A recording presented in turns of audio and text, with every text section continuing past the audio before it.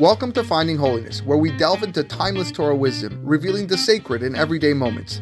Join us on a journey to elevate your spirituality and discover holiness in every aspect of life.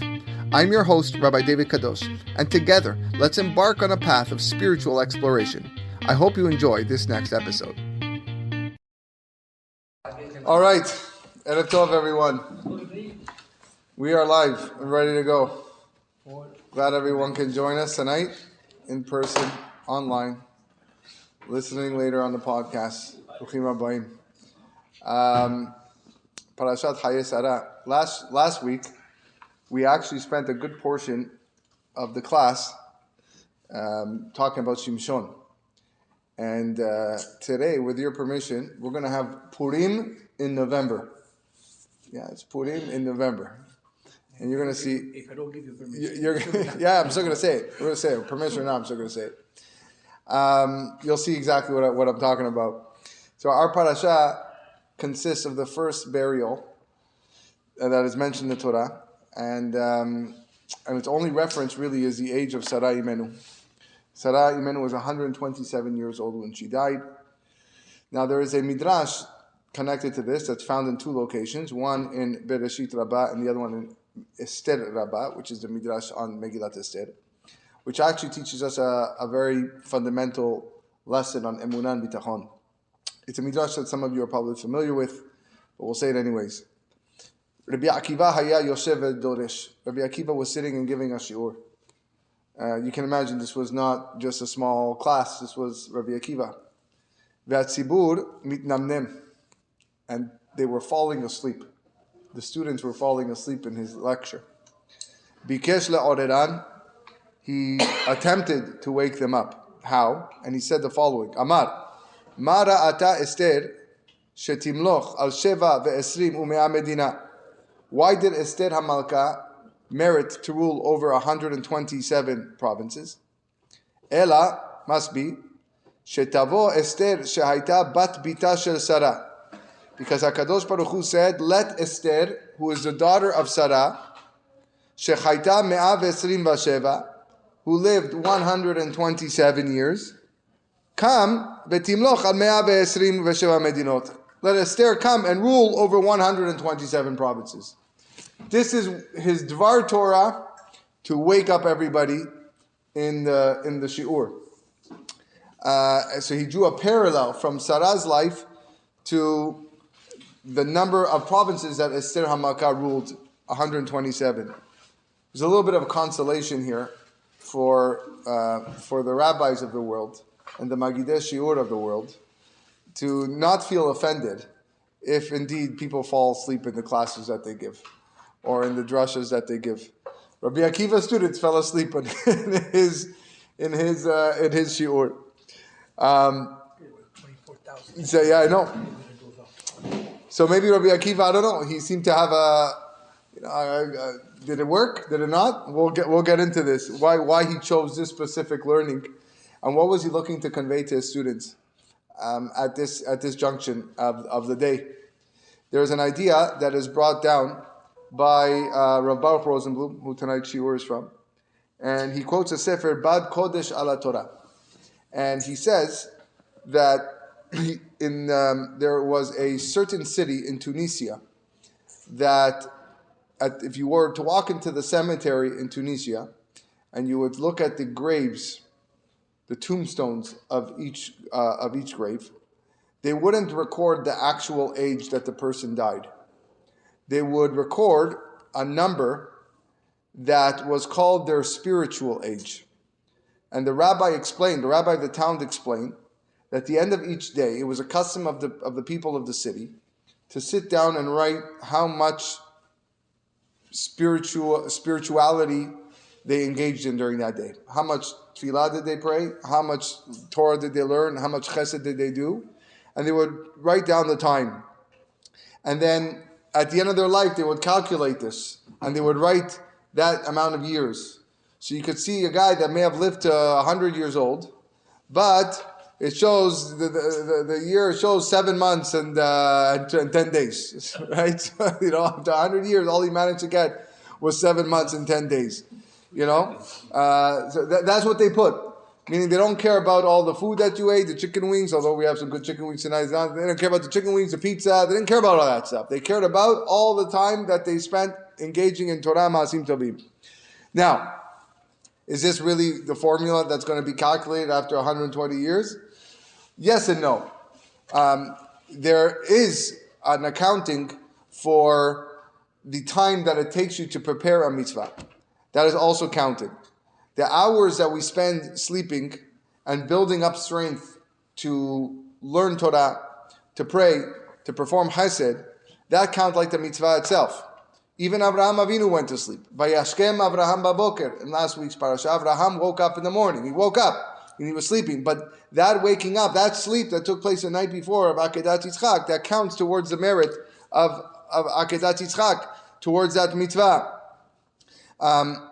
So what, according to the Bat Kodesh, he says, Rabbi Akiva was telling his students, you're sleeping at the wrong time and place.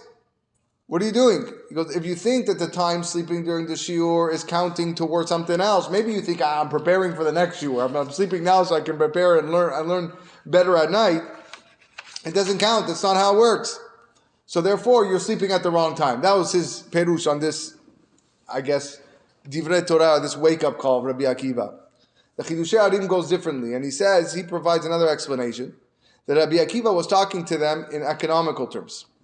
He says, if a king brings you into his treasure room, and he tells you to invite, if he tells you to bring in a bag and fill up as much as you can with all the treasure that you see in this room, what are you going to do? Are you going to look for a couch and take a nap and say, well, I'm here anyways, I might as well just relax? No. You're not going to waste the opportunity. There's no chance. You're going to fill up your bag at least first and then maybe lie down. But you're not just going to go lie down. So he says, the Chidushei Arim, every one of Sara's years, 127, provided Esther Hamalka with another country. Because 127 provinces. And so if one of the countries was the United States, so 1 year was the United States, that means every week you had like a different state. Okay? 50 states, 52 weeks, almost every week you had a different state. New York State could be acquired in a week. Manhattan would be Sunday. You can acquire all of Manhattan of a treasure on Sunday. Now break down into hours and minutes, and then you're talking in World Trade Center. Well, you're talking about Empire State. You're talking about all the great, amazing buildings, statues of liberties. Now you're sleeping, Rabbi Akiva says. At a time that you could be acquiring all the world treasures, you're falling asleep. Each minute that you waste, you lose a valuable treasure, a direct link to HaKadosh Baruch Hu. So Rav Rosenblum asks a good question. And he says, Rabbi Akiva was not the first Magid Shi'or. He wasn't the first person to give Torah lectures in the world. He also had teachers, Rabbi Eliezer, Rabbi Yoshua, Nachumish Gamzu, Rabbi Tarfon. These were all teachers of Rabbi Akiva. And they also delivered classes. And truth is, people fall asleep in every class. People are always falling asleep. It's what happens. It's just tendency of people. They hear a shiur, they fall asleep. Best sleeping medication, just put on a shiur before you go to bed, and it knocks you out. It knocks you out, right? That's what it is. So, there's a joke. There's a joke of a Magid shiur that was giving a class, and somebody was falling asleep right in front of him. So he looks at the guy next to him, and he says, hey, go wake up your friend. Go wake him up. He's falling asleep. So the friend goes, I think the person that put him to sleep should be the person that wakes him up. Right? So what did Rabbi Eliezer do when people fell asleep in his class? What did Rabbi Tarfon do when people fell asleep in his class? Did Rabbi Yoshua lash out at anybody when what's Rabbi Akiva here all of a sudden getting so antagonized? Why is he getting so aggravated that he acts this way? And he's saying, hey guys, and he gives them this whole derasha of Esther and Sara. We need to figure this out, because there is something deeper over here. The Khatam Sofer actually asks a few more questions.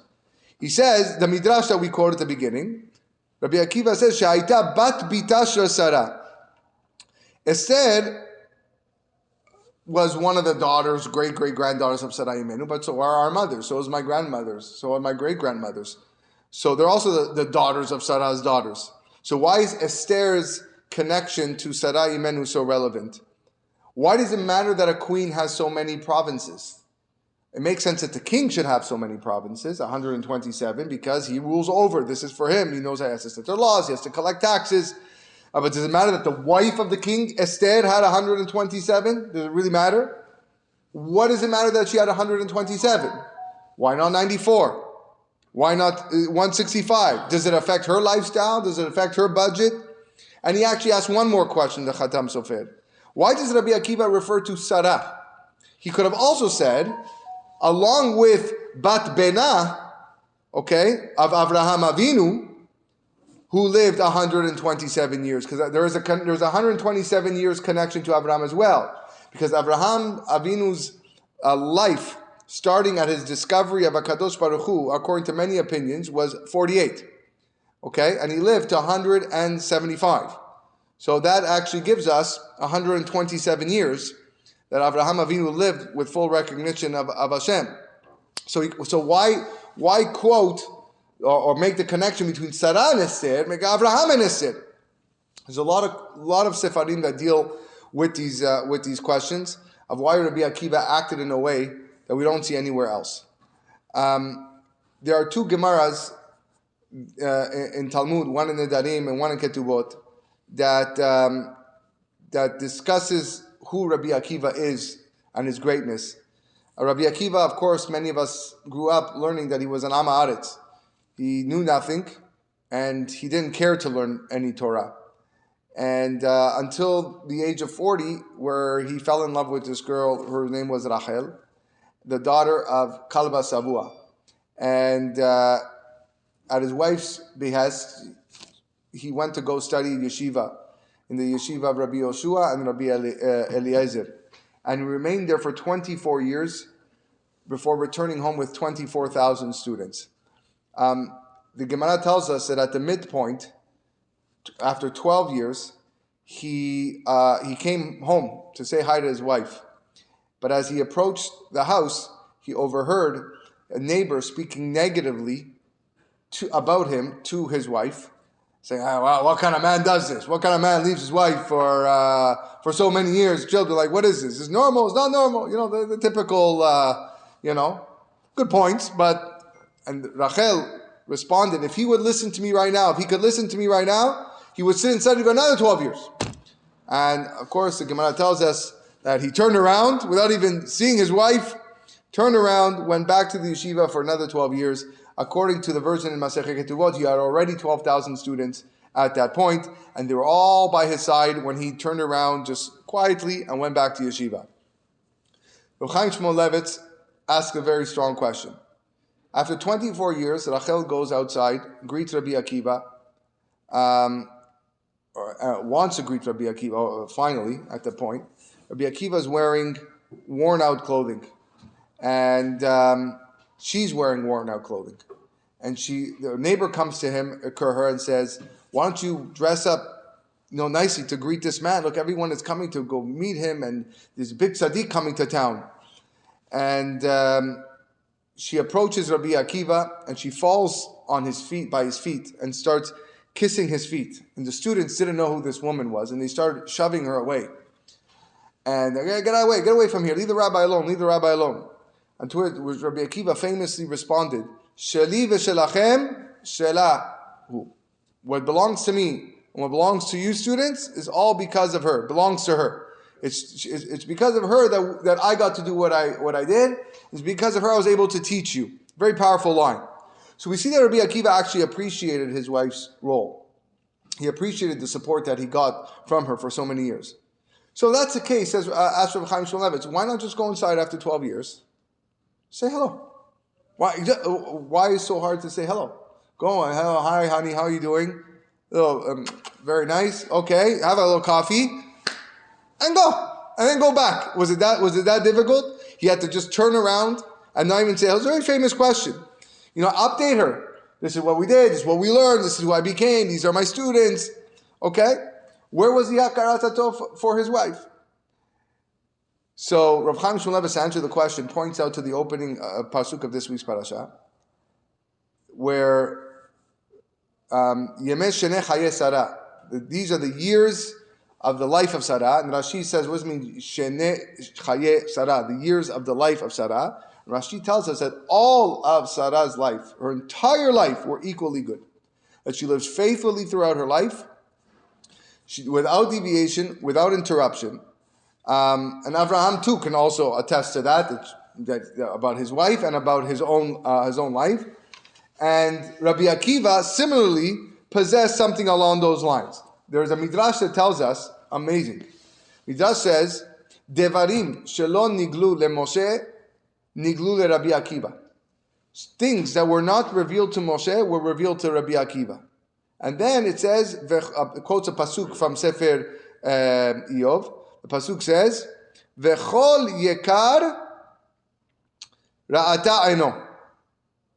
His eye sees every precious thing. Ze Rabbi Akiva. So what does it mean? V'chol yekar ra'ata eno. His eye sees every precious thing. So Chachamim answer, what is yekar? Yekar is tefillin. The Gemara Masechet Megillah on the pasuk LaYehudim Hayta Ora v'Simcha v'Sason Vikar. Ora zu Torah, Simcha Yom Tov, Vikar zu Tefillin. Moshe only saw the back of Hashem's Tefillin. Kesher Tefillin hera le'enav. But Rabbi Akiva saw the front. How was he zochet to see the front of Hashem's Tefillin? Yekara atayno. He says to his students as follows: I was zochet to such a level because I didn't enter the house or take a break for even one single moment. If I had done so, then I wouldn't have learned for 24 years straight. I would have learned for 12 years, and then I would have learned for another 12 years. And that is not the same as 24 years.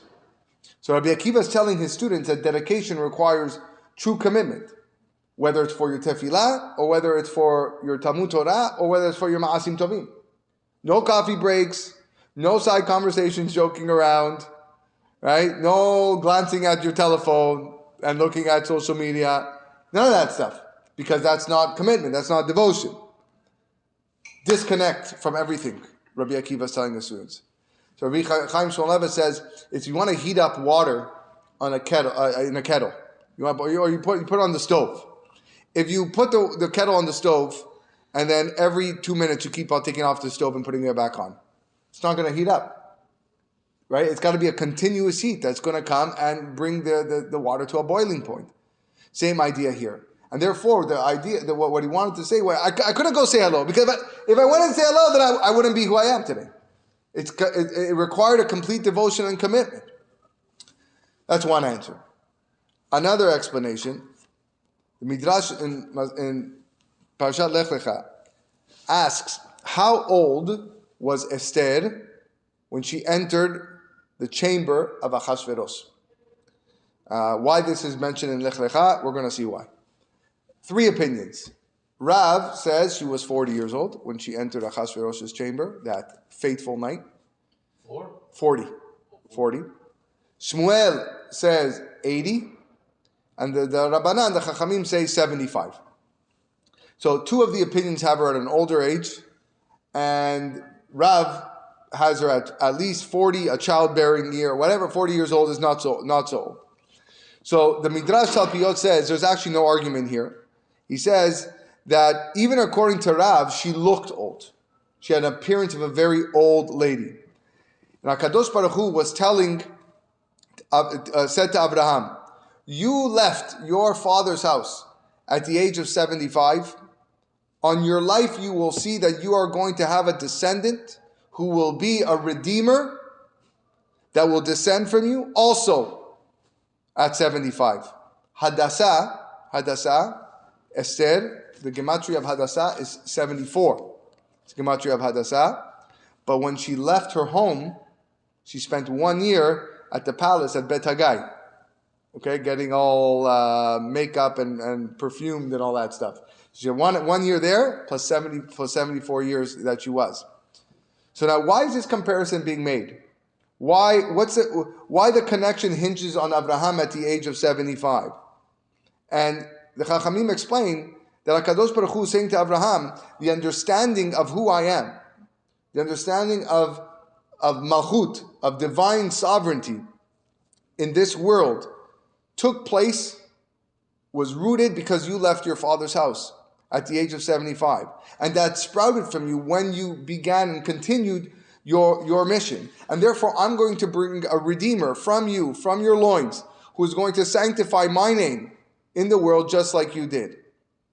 So the idea here is that we're making a connection between their years. It's based on the actions of Abraham and Esther. Esther is going to bring a Geulah just like Abraham did. Just like Abraham disconnected from his house completely. The Megillah says about Esther, before she was brought to the palace, En la av va'em. She has no mother or father. They both went on the mission alone. That's the deeper meaning of En la av va'em. She had no one with her. Mordechai was helping her, but he was outside. They were passing through messages, but she was mamash on her own. So the same applies to the original words of Rabbi Akiva. The connection he makes is not between Sara and Esther, the women, but between their actions. Just like Sara was able to convert the masses al pi derech Hashem, the way Hashem wanted to, so too Esther did the same thing. Ve'rabim me'ameh ha'aretz mityahadim, the end of the Megillah says, that many of the people of the land converted, they became Jews. And that's a connection between Abraham and Sarah and Mordechai and Esther, based on their actions and how they performed them. So there's a mamash, a midah keneged midah, a measure for measure over here. Just like Abraham went on a mission for God at the age of 75, and he spread his knowledge and the sovereignty of HaKadosh Baruch Hu at that age, through Esther as well, at the age of 75, Am Yisrael is going to recognize Hashem's dominion. And upon seeing all those miracles that are going to take place in Shushan HaBirah, that's going to open their eyes to the Shekhinah and the Hashgacha of HaKadosh Baruch Hu. Megillat Esther actually describes what took place at the palace. The Megillah says, "Vatehi Esther noset chen be'einei kol ro'eha." Esther found favor in all of the people who saw her. Here's an honest question. You've probably thought about this. How does a 75-year-old woman, not a girl, how does a 75-year-old woman win a beauty pageant? How, if it was all about beauty, okay, guys, that's all it was. How does she win? Can you imagine all the young ladies over there, virgins, there with a chazveros, and she gets chosen? How can it be? The answer is very simple. HaKadosh Baruch Hu has the power to transform the elderly into youth. And there's no greater proclamation of his name than such an event. In fact, he did it with Sara Imenu. He did it with Sara. Sara said, I can have a child, I'm 90 years old. Are you doubting me? We'll see this later. That's exactly it. And that her whole body changed. So Esther merited this transformation at 75 years old because Abraham left his father's house and transformed the world at the same age. So as a testament to that, the proclamation, the Kiddush Hashem that took place, the Midrash presents also the opinion that Mordechai was the equivalent of Abraham Avinu in his generation. Just like Abraham Avinu allowed the people and the generation, he allowed himself, to jump into, to be thrown into a fiery furnace. So too, Mordechai as well. People came to acknowledge how great he was. And in fact, Mordechai is called Mordechai HaYehudi, which can be read also Mordechai HaYehidi. The Haye and the Chet are often interchangeable in Darush. Mordechai Yehidi, who Yihed, he unified the name of HaKadosh Baruch Hu. So now we can start to answer some of the questions that we had. Why did Rabbi Akiva choose to bring Sara into his comments rather than Abraham? Truth is, Abraham seems to have more of a connection. Abraham not only has a connection based on the number 127, which is the amount of years that he lived recognizing Hashem, but it's also a relevant connection to the age 75, when he left his house and Esther was. So this question is a big question. So why Esther needed to rely on the merit of Sara Imenu? The Jews of Shushan, they were talking amongst themselves, not for good. And when they saw what happened to Sara, or they read or they learned what happened to Sara upon entering Paro's palace in Parashat Lech Lecha, what did Sara do? She turned to God and she started praying. And she said, God, this is not fair. Avraham Avinu, my husband, he left his house based on your promise to him, that you were going to bless him, that you were going to magnify his name. He goes, I never received such a promise. I never received such a vow. He followed you based on promise. I'm following you based on faith. I'm following you based on emunah, that you're going to protect me and you're not going to lead me into my enemies. And now what's happening? Avraham, my husband, is outside this jail cell, and I'm here in a jail cell, or captured by the Egyptians, so that I can be violated by Paro Melech Mitzrayim. So you tell me how this makes sense. And Hashem answers, don't worry. Lo yeuneh tzadik kol aved. No wrong will befall the righteous, says the Mishle. And an angel was there protecting her all night. And every time Paro tried to come too close, boom, he would give him a makkah. He would strike him.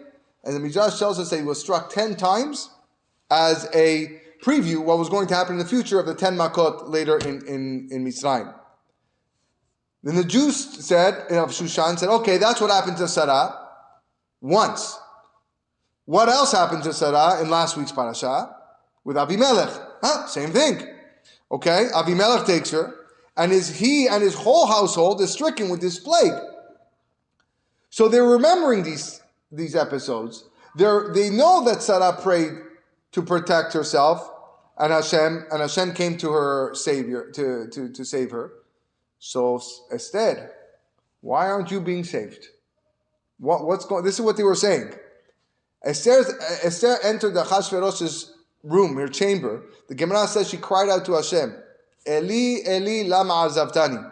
My God, why have you forsaken me? Why did the order of the world change when it came to Sara? Sara spent one night with Paro, you sent an angel to beat him up. She spent one night with Avimelech, and you put a plague in through his whole house. Why hasn't a single angel come to me to rescue me? Eli, Eli, lama azavtani. Why did you leave me? I'm an orphan. I have no father. I have no mother. I'm not deserving of help. And the Jews of Shushan began to talk, and they started talking, well, if she was really righteous, then maybe she would have been saved. Maybe she should, but obviously maybe she's not that righteous. Maybe she's not that pure. In fact, look what Achashverosh is doing. He's throwing parties. He's just boasting and gloating about everything that he has, and nothing's happening to him. And this is going on for a very long time. How could it be that Esther was not righteous enough to be saved? She sat in her home for 75 years before this, never ventured out to see one man. So says Rav Pinkus that the statement made by Rabbi Akiva linking Esther to Sara was also made because Esther had the status of a matriarch. So again, if that's the case, then why not save her? All the more so the question becomes stronger. So here's the answer. One answer at least. The angel was sent to Sara to deal with Paro and Avimelech because to Paro and Avimelech there was no need for them. There was nothing good that was going to come from them. So therefore, I'm going to send an angel, I'm going to protect you, and therefore you have nothing to worry about. But there was great value to come from Ahasuerus because he was going to give permission to build the second Beit HaMikdash. So there's a value in Ahasuerus. So that dreadful situation that Esther was in at this moment, although it was dreadful, but v'na'afochu, it was going to be flipped, and it was going to be retold that Esther would become the queen of the whole entire, almost the whole entire world, and the Jews are going to rebuild the second Beit HaMikdash as a result of this. Mordechai recognized as well the righteousness of Esther. So what did he do? He had to make a parallel to the righteousness of Sara. And that attested to Esther's greatness. So let's see if we can put it all together. In order to put everything together, I'm going to take you now. We talked about Purim. We're going to get back to Purim. But I want to take you now to Pesach. Oh, where's Rabbi going now? We're going to take him to Pesach? Okay, so listen to this. This is what we're going to be reading in about 5 months from now. We're going to be reading this on the night of the Pesach Seder. Everybody knows what I'm about to say. Ma'aseh Rabbi Eliezer, Rabbi Yoshua, Rabbi Elazar ben Azariah, Rabbi Akiva, Rabbi Tarfon. They were all sitting. They're having the Seder together. And they're talking about the Seder. And the students come, guys, you got rabbis, you have to stop. Time to end. Okay. Interesting, the Gemara actually asks a question. Whether if a student is next to his rabbi on the night of the Seder, does he have to lean or does he not have to lean? Because on one hand, out of respect, maybe out of fear of my rabbi, I shouldn't lean. It's not polite to lean, or maybe I do lean. Gemara goes back and forth, whatever gives an answer. Masechet Psachim. What do we see from here? That a student can go. It was very common for a student to go and be at the Seder next to the rabbi. It makes a lot of sense. But who is hosting who in this story? You have Rabbi Eliezer, Rabbi Yoshua, and Rabbi Tarfon were all teachers of Rabbi Akiva. They lived in Lod, they lived in Peki'ain, and they lived in Yavne. Rabbi Elazar ben Azariah also lived in Yavne. Where did the Seder take place? Bnei Brak. Who lived in Bnei Brak? Rabbi Akiva. Rabbi Akiva lived in Bnei Brak. Wait a second. That means that the rabbis came to the house of Rabbi Akiva to have the Seder. You know of anyone, rabbis picking up where they are and then going to the student's house? Unheard of. So what is happening over here? It's a question that's asked by many commentators on the Haggadah. Right? In fact, Rabbi Eliezer also in Masechet Sukkah says, Meshabeach ani ta'atzlanin she'en yotzim baten baregel. Right? Like, I praise the lazy that don't leave referring to Talmidei Chachamim. They're not supposed to leave. Let the students come to them. It's a mitzvah on Yom Tov for the students to go visit the rabbis. This is the exact opposite that's taking place. What is happening here? Says Yaruch HaShulchan, brilliant answer. The Rabban Gemara, another Gemara that we all know. Rabban Gamliel, Rabbi Elazar ben Azariah, Rabbi Yoshua, Rabbi Akiva were traveling to Yerushalayim, and they all reached Har HaBayit. And they saw a fox emerge from the Kodesh HaKodashim. We're familiar with this. And everybody started crying. Everybody started crying, except for Rabbi Akiva. Rabbi Akiva was laughing. And they said, a place that is so holy, a place that the Torah says, Ve'azara karev yumat, that anyone that approaches is dead. Now we see a fox just roaming around Har HaBayit, roaming out of the Kodesh HaKodashim. How can we not cry? Rabbi Akiva said, I don't get why you're crying. He goes, I'm telling you why I'm crying. This is what happened. Look, can't you see the fox? Why are you laughing? And Rabbi Akiva says, I'll tell you why I'm laughing. And he quotes two nevuot, two prophecies. One of them by Uriah, and one of them by Zechariah. He quotes a prophecy of Uriah that said that the destruction was going to come. And there was going to be a plowing of Yerushalayim. But he says, if that prophecy came true, which I see now, then all the more so, alachat kama v'kama, the prophecy of Zechariah will come true. It will also be fulfilled of the rebuilding of Yerushalayim. And when the rabbis heard this, they said, Akiva nichamtanu, Akiva nichamtanu. Akiva, you've consoled us. Akiva, you consoled us. Rabbi Akiva was 52 years old when the second Bet HaMikdash was destroyed. Remember, he was an Amma Aretz for 40 years of his life. That means he only spent 12 years of his life in the time of the Bet HaMikdash around, learning from Rabbi Eliezer and Rabbi Yoshua. He learned from the rabbis that just a few years earlier were eating the Korban Pesach. The rabbis must have been in their 80s and 90s. Most of their life, they're eating the Korban Pesach. They had the Bet HaMikdash around. They sang Hallel on the Seder night the way it was supposed to do. Everybody sitting around that table of Rabbi Akiva saw the Bet HaMikdash in its spotlight, glowing.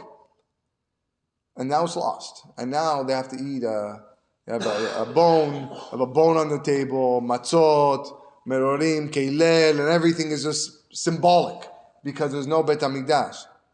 They're all crying. They're all crying because what we once had. And they can't take the pain. And they're saying to each other, how are we going to get through this? Who can we turn to for nechama? What are we supposed to do on this night of the Seder? And they decided, we're going to go to Rabbi Akiva's house. Because Rabbi Akiva was the one that consoled us. He's the only one that can console us. And that's why the seder was in Bnei Brak that year, at the home of their student, which is normally not done. But he was the one who's console us. I think this is the main message that we can walk away with in the name of the Shevet Musar. And he says an amazing chidush. He says that the students at the lecture of Rabbi Akiva were not falling asleep. They were not falling asleep. Chas v'shalom. Who can fall asleep? But Rabbi Akiva is giving you a shiur. I've invited Rabbi Akiva over here. I'll have 10,000 people. I have 100,000 people. Think anybody's going to fall asleep to hear the words of Rabbi Akiva? Because they were not falling asleep. He says there's a deeper meaning to the word mitnamnem. Rabbi Akiva lived a time of the Tanaim together with their 24,000 students. They experienced the Hurban. They experienced the destruction of the Beit HaMikdash, where blood was spilled like water, where it was saturated on the ground for 7 years. Mitnamnem means not falling asleep, that they began to feel despair. They began to feel ye'ush, despair, losing hope. When someone suffers from a depression, God forbid, the number one symptom of depression, sleep. They can't get out of bed. They're just stuck in bed. They don't want to get up. Rabbi Akiva's students were depressed after witnessing such a destruction. They felt hopeless. They said, we're never going to get out of this. We can't get out of this. No matter how much we learn, look at the Romans. They're all over us. So they sat in the shiur. Their eyes were awake. They were awake. But they were stuck. They were unable to move on. And Rabbi Akiva says, stop it already. Stop with this despair. You can't be hopeless over here. And what does he do? He starts speaking to them about who? Sara and Esther. He goes, look at your first mother. Look at your first father, Abraham and Sara. Who could be the mother and father of despair? They could be the mother and father of despair if they wanted to. Well, they were 25 years old, he got married, according to Midrash, Abraham. Sara was 15. At the age of 75, he's still childless. And he's told to pick up and go to leave his father's house with nothing. And then he gets there, famine. No food. And then the wife gets abducted by the king of Egypt. And the wife gets abducted again by Avimelech. And then have a child, finally has a child, and then she dies. Oh no, Akedat Yitzchak, she dies. You think that anybody could despair more than them? They had every right to despair. They had every right to be meyaesh on their lives. At the age of 90, Sarah is told, yeah, you're going to have a child. She starts laughing. Are you serious? I'm going to have a child? And God says, why are you laughing? You giving up hope? Lama ze tzachaka Sara lemor. Why are you laughing, Sarah? Do you not realize that I'm capable of doing anything? I can change your whole body, your whole biological structure to make you conceive? Does she not know that I can transform the old to the young, the barren to the fertile? If I can do that, then I can surely make you have a child. Did Abraham and Sarah give up? And then he says, did Esther lose hope while sitting at home for 74 years? For her moment to arrive? Who in their right mind would believe a 90-year-old would give birth to a son? Who in their right mind would believe that a 75-year-old could win a beauty pageant? Nobody. Not in today's world, that's for sure. But she did. Because HaKadosh Baruch Hu is Kol Yachol, HaKadosh Baruch Hu can do everything. Habitu el Abraham avichem ve'Sara techolelchem, the Pasuk says in Yeshayahu. Look to Abraham your father and look to Sarah who brought you forth. They were blessed immeasurably. Ad belidai, with so much beracha. And then of course Yitzchak into Yaakov, into Bnei Israel. In one sudden turnaround, Esther had the ability to go from nobody, waiting 74 years, 75 years, to ruling over 127 provinces, and reinstating the whole concept of Torah and mitzvot, and receiving permission to build the Beit HaMikdash. And you tell me that's not a turnaround? And the same miracle was performed to Sarah at the age of 90. Esther becoming queen at the age of 75. So students, I ask you again, says Rabbi Akiva, why are you entering a state of Yehush? Why are you mitnamnem? Yehush is not for the Jewish people. Parashat Vayishlach, at the end of Parashat Vayishlach, the Torah lists a whole lineage and generations of Esav. One of them is Aluf Yaush. The house of Esav. The house of Esav is Yaush. They despair. We have no business in despair. And a famous line from Rav Tzadok HaKohen, En liudi leityaesh mishum davar, that a Jew should not despair from anything. When it's far-fetched for anything to happen, and you think there's just no way in the world, Abraham and Sarah prove you otherwise. Mordechai and Esther, they prove you otherwise. It's when you think it's all done, that's when HaKadosh Baruch Hu kicks it up a notch. And actually, that's how that salvation is going to come. The salvation is going to come when unfortunately people are in a state of despair. I just can't take it anymore. I don't think there's anything else I can do. That's when Hashem shows you His true colors. There's a story in the Gemara where an elderly woman told Rav Nachman that his sukkah was made from wood that was stolen from her. Someone stole my wood, sold it to you. Your sukkah is pasul because you have a stolen beam in my that belongs to me. So Rav Nachman said, "Listen," he goes, "I'm going to give you some monetary compensation return, but truth is, the law is once a stolen item, a piece of wood is incorporated into a building, it doesn't need to be dismantled. So here's your money back. We're not going to destroy a whole building for one beam that was stolen. So here's the money." But she insisted on getting the wood back. And Rav Nachman ignored her. And finally she screamed. She says, "You know who I am?" She goes, "I'm the granddaughter of Avraham Avinu, the one who went to war with only one of 318 men on his side. You can't ignore me." Who was that lone soldier? That was Eliezer. Eliezer is Gematria 318. Yeush is Gematria 317. Because Eliezer and Avraham, one step above you, fight a war on your own, the most powerful nations. Yeah, I'm going to give up hope. Not Avraham, not Eliezer. The person who has trust, emunah, bitachon, Hashem, has no reason to despair. And that's what the woman was saying. I'm not being mityaesh on that piece of wood. She didn't give up. I belong to Avraham. She didn't know how to give up hope. I don't think she got the piece of wood back, but anyways, but at least it was the feeling inside. And this was the same. This would happen last week's parasha with Hagar and Ishmael. Same idea. Hagar, she can't take it out anymore. She takes her son and she tosses him thirsty, walks away. She turns around. She doesn't want to see him die. And Hashem didn't hear her voice. He hears Ishmael's voice cry out. And he finally says, the angel says, "Malach Hagar, what's wrong with you?" What are these words? What is he trying to say to Hagar? Malach Hagar. It's a very strange expression. Malach Hagar.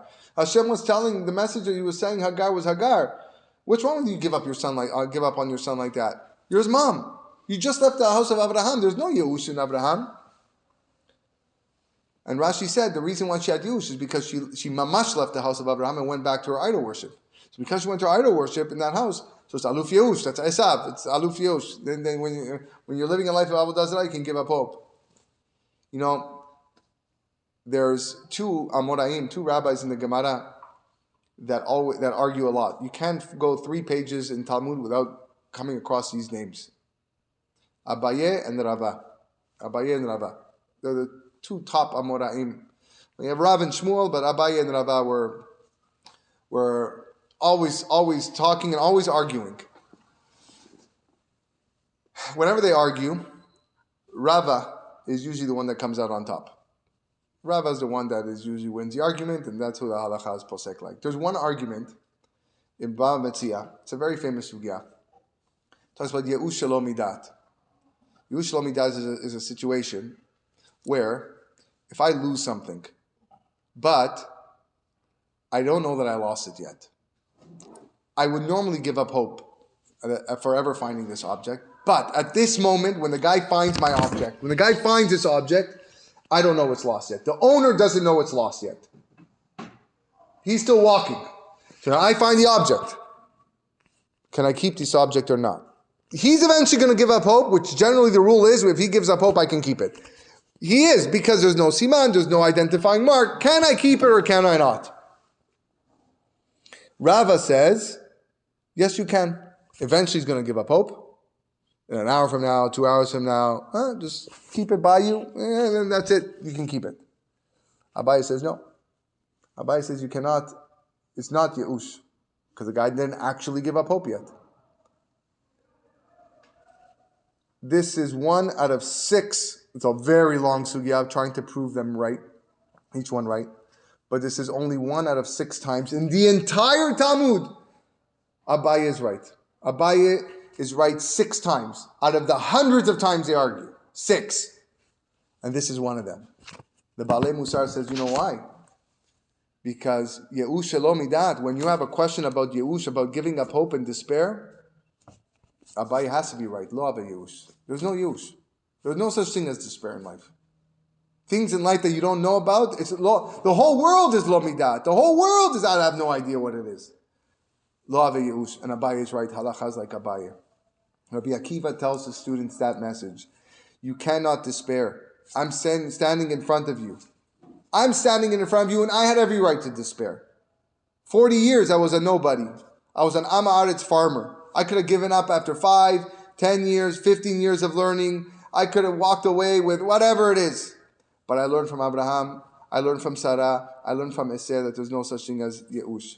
And he directs his students to Sara to gain confidence from a granddaughter of hers, from Esther Makkah, that came along and ruled of 127 countries. Why? Because of her faith, because of her emunah and bitachon. It's that faith, it's that bitachon that we need to go through so that we will never despair. We will always have trust in Hashem that things will go our way. And Bezrat Hashem, in our lowest points, unfortunately, that's when the Geulah comes, and we will be zochet to that Geulah. Amen. Keni Ratzon. Have a wonderful